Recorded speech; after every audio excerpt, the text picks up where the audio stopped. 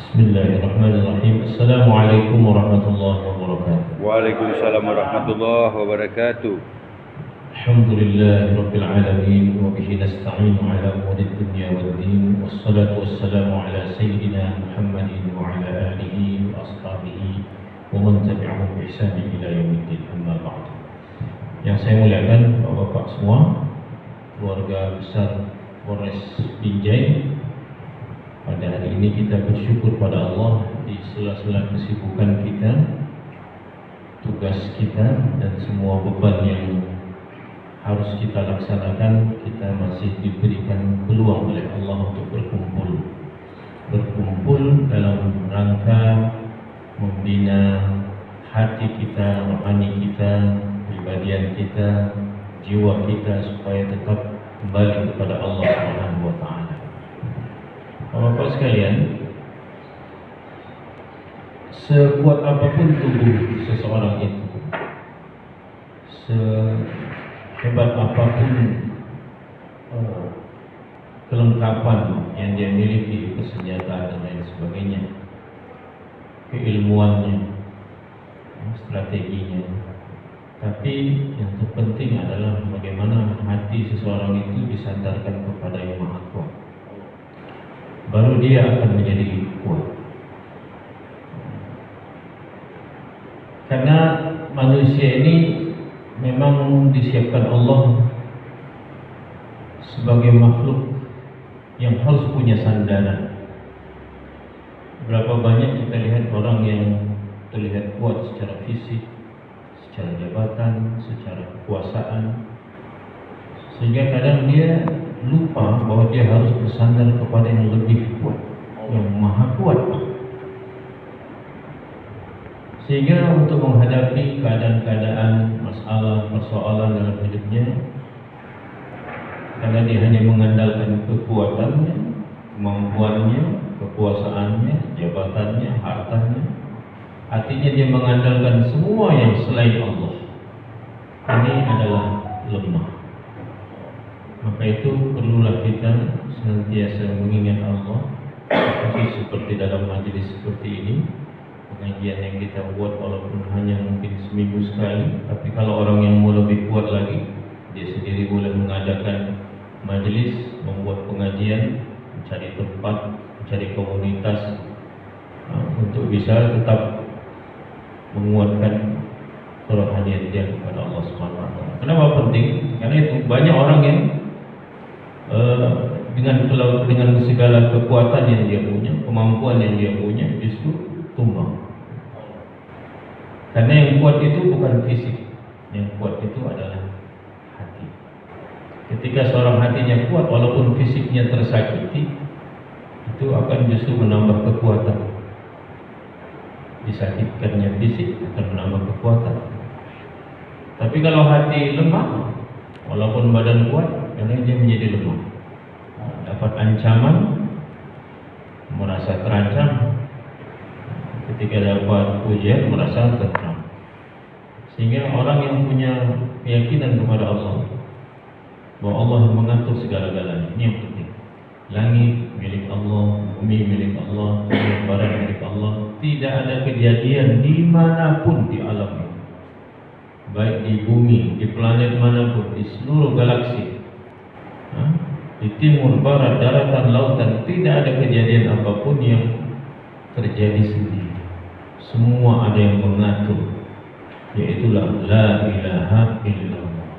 Maka beruntunglah kita sebenarnya, kita hidup di dunia ini menjadi orang yang kenal dengan Allah. Kita tahu Tuhan kita tahu penguasa, bahwa tidak ada apapun kejadian yang terjadi melainkan dengan kehendak Allah. Yang dulu pun terjadi hanya terjadi dengan kehendak Allah. Yang sekarang terjadi hanya terjadi dengan kehendak Allah. Nanti pun hanya terjadi dengan kehendak Allah. Maka serah pada Allah, beres. Orang yang meyakini keadaan-keadaan semuanya adalah ciptaan Allah, maka dia tidak akan pernah kecewa dengan keadaan apapun yang Allah Subhanahu wa taala berikan kepadanya justru akan membuat dia semakin dekat dengan Allah. Kalau keadaan itu menyulitkan, dia akan introspeksi diri. Apa salah saya kepada Allah? Kenapa masih ada keadaan seperti ini yang menimpa saya? Kalau keadaan itu menyenangkan, mungkin dia akan menjadi orang yang bersyukur kepada Allah. Jadi semua keadaan Bapak-bapak, semua makhluk, semuanya ini tunduk kepada Allah Subhanahu wa taala. Kita diancam dengan apapun, ancaman itu hanya bisa terwujud bila ada kehendak Allah. Dengan kita manusia yang lemah itu takut dengan ancaman. Nggak usah sampai ancaman penguasa. Kita lagi jalan sendiri, tiba-tiba dihadang anjing herder. Anjing biasa aja kalau udah nampak kan giginya dengan menggertak kita dengan gonggongan, dengan tatapan, itu kita sudah takut. Sebenarnya apa yang perlu kita takutkan? Takut apa? Takut anjingnya, takut digigit, takut diserang, takut dilukai. Padahal anjing hanya bisa menggigit kalau dikehendaki Allah. Saya takut apa? Takut Allah mengizinkan anjing itu menggigit saya, itu saja. Kalau takutnya sampai situ maka tenang. Takut Allah mengizinkan anjing itu menyerang saya. Maka ketika kita yakin bahwa anjing itu hanya bisa menyerang, bisa menggigit, bisa melukai, bisa menyusahkan kita, kalau ada izin Allah, jadi tenang. Hatinya akan langsung berkuat pada Allah. Ya Allah, aku berlindung padamu. Ketika kita punya tempat untuk berlindung, itulah ketenangan. Tapi kita sebenarnya sudah disediakan tempat untuk berlindung, tetapi di hati kita perlindungan itu tidak kita yakini. Kita merasa terlindung kalau banyak pendukung. Kita merasa terlindung kalau atasan melindungi. Kita merasa terlindung kalau banyak personel, ada senjata bersama kita. Padahal perlindungan yang sebenarnya adalah dari Allah Subhanahu wa taala. Maka semua yang selain Allah ini nggak akan bisa membuat kita tenang, karena semua punya keterbatasan. Orang yang berlindung dengan gajinya, dengan penghasilannya untuk menyelesaikan masalahnya, makin lama akan makin stres. Apalagi kalau sudah menjelang pensiun. Pensiun 3 tahun lagi, stresnya udah 5 tahun yang lalu. Kenapa? Bersandar kepada selain Allah adalah sandaran yang lemah. Tidak ada yang bisa terwujud, tidak ada yang bisa terjadi, tidak ada yang bisa menyusahkan kita melainkan dengan izin Allah. Tidak ada yang bisa mendapatkan manfaat, tidak ada yang bisa mendapatkan kebaikan melainkan dengan izin Allah. Maka sebagai seorang yang mau yakin pada Allah, semakin dia yakin kepada Allah, semakin dia yakin kepada kekuasaan Allah, maka hatinya akan semakin tenang. Kenapa kita gelisah? Karena tidak yakin. Ini nggak usah serius-serius untuk yang lain. Seriusnya kepada Allah aja. Kadang-kadang kita ini untuk semua hal serius. Ini serius. Yang jomblo cari jodoh serius. Padahal belum tentu ada yang mau. Yang mau pun yang hatinya dibuat mau oleh Allah. Kadang-kadang mau, mula-mula mau. Kemudian Allah balikkan. Jadi mau muntah. Keadaan hati setiap manusia, setiap hamba ini di tangan Allah. Yuqallibul qulub, Allah yang merubah. Kadang-kadang cinta, sangat cinta, dari sangat cinta jadi sangat benci. Sangat benci jadi cinta pula lagi. Kenapa dia kejadian begitu? Pasangan hidup udah sekian tahun bertengkar, maki-maki, semua diungkit, kebusukan, keburukannya, udah berpisah sekian lama, rindu pula lagi. Balik rujuk, habis rujuk mau pisah pula lagi. Ini semua Allah yang mengatur, Bapak-bapak. Maka dalam hidup ini, kalau kita mencoba meyakini bahwa keberadaan Allah yang mengatur seluruh alam ini, dan kita bersandar kepada Allah dengan sebaik-baiknya, dengan sesempurna-sempurnanya, maka masalah kita akan beres. Wa may yatawakkal 'ala Allahi fa huwa hasbuh. Orang yang berserah, bertawakal kepada Allah, Allah akan cukupkan. Wa may yattaqillaha yaj'al lahu makhraja. Orang yang bertakwa kepada Allah pasti ada solusi untuk setiap persoalan yang dihadapi. Maka nggak ada yang menyelesaikan selain Allah. Tidak ada yang memberikan solusi selain solusi yang diberikan oleh Allah. Maka ketenangan adalah menguatnya keyakinan kita kepada Allah. Dan kebahagiaan adalah ketika kita mau mentaati Allah Subhanahu wa taala. Hari ini kebanyakan manusia berjalan ke arah benda-benda, berjalan ke arah harta, karena meyakini bahwa di situ ada kebahagiaan dan disangka. Sehingga kadang-kadang mereka berusaha, yang penting dapat. Padahal dapatnya itu belum tentu bahagia. Tapi bayangannya itu kalau dapat bahagia. Kalau bisa sama dia senang. Padahal kebahagiaan itu ketika seorang itu mentaati Allah. Wa may yuti'illah wa rasulahu faqad faz. Orang yang mentaati Allah dan Rasulnya, dia orang yang sukses. Man 'amila shalihan min dzakarin aw untha wa huwa mu'min. Siapa yang taat, siapa yang beriman kepada Allah, laki-laki ataupun perempuan, wa huwa mu'min. Man 'amila shalihan, siapa yang beramal saleh, laki atau perempuan, dan dia beriman kepada Allah, fala nuhyiyannahu hayatan thayyibah. Kami akan berikan kepada dia kehidupan yang baik. Kalau kehidupannya sudah diberikan kebaikan oleh Allah, maka apapun keadaannya menjadi baik. Kan kita tidak sedikit juga melihat berapa banyak orang yang justru susah dengan kekayaan yang dia miliki. Ada dulu satu orang sampai bisa beli beberapa pulau. Ternyata akhirnya dia ditemukan mati bunuh diri di pulau. Kurang bahagia apa kan? Kurang apa hartanya? Tapi memang kebahagiaan tidak ada dalam harta.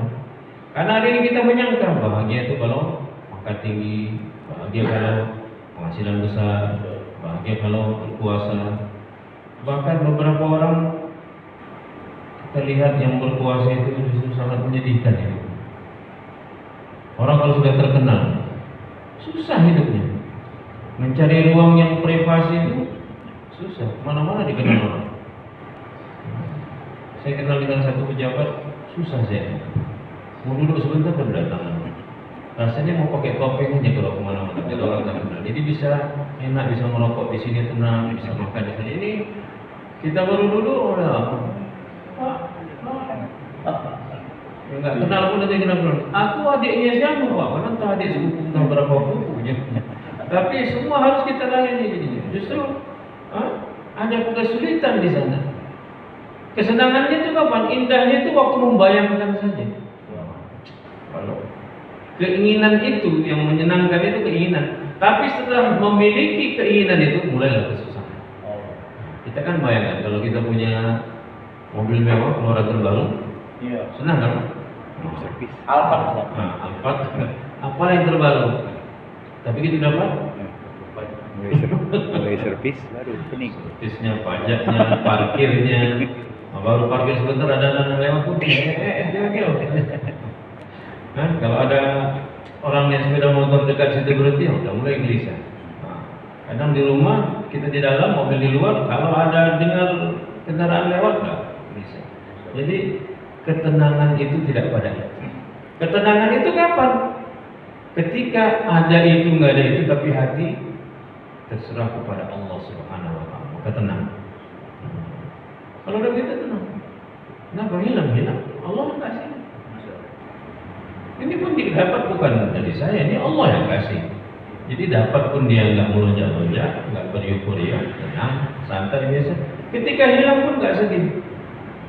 Allah bisa ambil kapan saja, Allah bisa berikan kapan saja, dan keinginan saya pun wujudnya kalau Allah yang tunaikan. Saya minta pada Allah, Allah kasih. Kemudian Allah ambil lagi, terserah Allah saja. Maka orang yang selalu bersandar kepada Allah, yang selalu memikirkan keberadaan Allah dalam semua persoalan hidupnya, ini orang akan selalu tenang menghadapi apa saja dan bahagia dalam keadaan apa saja. Maka itu harus serius kita kepada Allah. Serius. Seriusnya apa? Luangkan waktu untuk beribadah kepada Allah. Amal saleh. Bukti keseriusan kita kepada Allah itu dalam amal. Ini kan kita semua hal serius. Di jalan serius, di kantor serius. Tapi ketika berhadapan dengan Allah, kita kemana-mana pikiran. Allah, kok ini pula lagi. Mulai agak serius. Mulai mengenang tadi makan bakso di sana. Siang ini, malam ini mau kemana ya? Ayolah, bahkan barang-barang yang hilang biasanya ketemunya dalam sholat. Allah. Ingat, karena dibawa setan dia, dibawa dia supaya cerita. Kita nggak serius. Kenapa Allah tidak bisa serius kita kepada Allah? Karena kita nggak merasa penting. Sesuatu yang kita rasa penting baru bisa serius. Penting nggak hadir on time kerja? Penting, serius. Penting nggak menghadap kepala, menghadap bos? Penting, serius.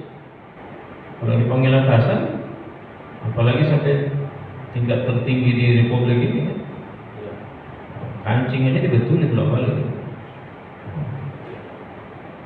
Ya kan? Telinga dibersihkan, mata belum balik, ada enggak?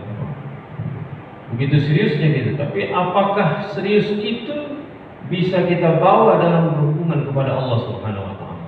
Maka itulah yang akan menyelesaikan semua masalah kita. Maka dalam hidup ini tidak usah menjadi ketakutan kita apapun yang datang. Tidak takut. Masalah sebesar apapun tidak menyusahkan kita. Yang menyusahkan kita kalau tidak dibantu Allah menyelesaikan masalah. Seperti ancaman anjing. Itu baru ancaman anjing. Ancaman penguasa, ancaman atasan, ancaman lingkungan hanya akan bisa terwujud kalau diizinkan dan digandaki Allah. Merasa terancam. Tapi bukan berarti kita menantang ancaman. Bukan berarti kita ini sudah tahu itu ada bahaya, bukan artinya kita menentang bahaya itu, tidak. Kita ihris ala ma yanfa'. Kita usahakan yang terbaik dalam hidup kita. Tapi yang penting dalam mengusahakan itu apa? Tawakkal ala Allah. Serah pada Allah. Jangan sudah kita usahakan, kalau tidak berserah pada Allah, akhirnya kita kecewa kalau tidak sesuai dengan harapan. Kalau sudah serah pada Allah, apapun yang diberikan itu kita akan yakin itulah yang diinginkan Allah pada saya. Dan itulah rezekinya dan itulah yang terbaik. Sehingga dia akan mampu mensyukuri semua keadaan. Keadaan yang paling membuat kita menderita apa? Keadaan yang tidak kita terima. Kalau kita bisa menerima keadaan itu dari Allah, nggak akan menderita. Walaupun orang niatnya membuat keadaan itu supaya kita menderita. Berapa banyak orang mau makin tenang hidup, digeser jabatannya, seperti dikurangi penghasilannya. Kadang-kadang ada dendam lama, diusahakan supaya jatuhlah dia begini. Ternyata karena hatinya kepada Allah, justru dia yang susah memikirkan menjatuhkan orang siang malam. Nggak bisa tidur tenang malam, uangnya banyak dia belanjakan untuk menjatuhkan orang, untuk menjatuhkan musuhnya, untuk menghinakan orang. Sementara orang ini ketika dia berhubungan dengan Allah, dia rasa tenang dalam semua keadaan, nggak jadi sholat. Karena itulah Bapak, ini rahmatnya Allah Subhanahu Wa Taala. Hendaknya kita selalu memulangkan apa saja yang menjadi keadaan yang kita hadapi, persoalan yang sedang kita lalui, segeralah kembali kepada Allah. Kalau ingin masalah itu tidak akan mempengaruhi jiwa kita, Yang orang yang kuat itu adalah orang yang kuat jiwanya, kuat hatinya, bukan kuat fisiknya saja. Memang kuat fisik itu dituntut juga dalam Islam, bagus. Tapi yang penting adalah bagaimana kekuatan hati kita dengan berhubungan pada Allah. Hidupkan makam zikir. Apalagi kita ini mungkin menghadapi tugas-tugas, setiap orang mungkin berbeda, kayak perlu dia menghidupkan kerohaniannya, hatinya dengan selalu berhubungan dengan Allah. Ada waktu kita untuk berzikir, ada waktu kita untuk bertafakur, berdoa. Coba angkat tangan tuh kita hitung dengan jam. Malam ini tahajud 2 menit, 2 kali 60 detik. Besok ditingkatkan. Jadi semakin kita berhubungan dengan Allah akan semakin ada kekuatan yang bertambah dalam hati kita. Kenapa? Semuanya terjadi dengan kehendak Allah Subhanahu wa taala. Sehingga orang yang begini akan selalu menyadarkan semuanya pada Allah, semuanya pada Allah. Beres. Diancam pun tidak akan terjadi bila tidak diizinkan Allah. Karena kita diancam ini banyak yang nggak takut. Tapi ketika dijanjikan, karena janjinya terlalu manis, kadang banyak yang naik gulanya. Mana janji bapak ini, mana janji bapak, akhirnya stres. Janji makhluk sampai telinga, jangan sampai ke hati. Nanti saya mau kasih gini, Ustaz. Terima kasih Pak. Sudah. Habis itu kalau masuk hati dia tuh bawa mimpi. Besok bapak itu kan. Besok dia akan begini. Malam ini janji cair nih. Atau enggak cair, mencret. Kenapa? Karena berharap. Jadi cukup sampai sini. Kita harapan pada Allah. Ketika berharap pada Allah, dijanjikan pun hanya akan wujud bila dikehendaki Allah. Kalau enggak datang janjinya, Allah belum begitu. Beres. Maka dicaci pun begitu, diancam pun begitu. Makanya kalau semua orang yang beriman ini bisa berhubungan dengan baik pada Allah, orang beriman yang cukup kuat dan nggak ada yang punya masalah. Nggak ada orang beriman yang akan menjadikan kesusahan dalam hidupnya dan hidup orang lain. Kenapa? Karena semua bersandar pada Allah dengan baik. Maka inilah sebenarnya pelajaran yang paling penting kita usahakan hadir dalam hidup kita. Bagaimana la ilaha illallah itu bukan hanya sekedar ucapan lisan, tapi memberi kesan kebesaran dan kehebatan Allah tertanam di dalam hati kita. Bapak sekalian, mungkin kita pun sudah 20 menit. Saya bersyukur sekali pagi ini bisa bersilaturahmi. Jadi sebenarnya dalam setiap majelis seperti ini saya sangat senang, satu, ketika kita selalu membicarakan kehebatan kebesaran Allah, dapat tempat lagi untuk membicarakannya. Sebenarnya yang sedang diterapi adalah diri kita sendiri, khususnya yang bicara. Jadi saya bicaranya bukan berarti saya sudah punya itu semua, tapi semakin kita rajin membicarakannya, maka akan semakin mudahlah perkara itu, apa yang kita bicarakan itu masuk ke dalam hati kita. Semoga Allah Subhanahu wa taala memberikan kekuatan pada kita dan menjadikan kita